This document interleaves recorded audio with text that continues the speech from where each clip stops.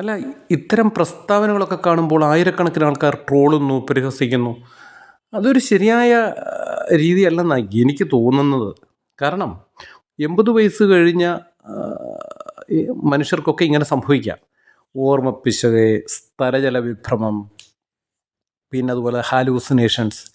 നമ്മൾ അയഥാർത്ഥമായ കാര്യങ്ങൾ നമ്മളത് നടത്തി എന്നൊക്കെയുള്ള ഒരു തോന്നലുകളുണ്ടാവും. അപ്പോൾ അത് ശ്രദ്ധാപൂർവമായ പരിചരണം ആവശ്യമാണ്, സഹാനുഭൂതി ആവശ്യമാണ്.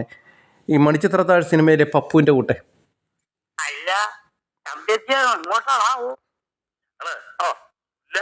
വരെ അന്ന് രാത്രിയിലത്തെ ആ സംഭവത്തിന് ശേഷം തറവാട്ടിൽ പല അനിഷ്ടങ്ങളും ഉണ്ടായി.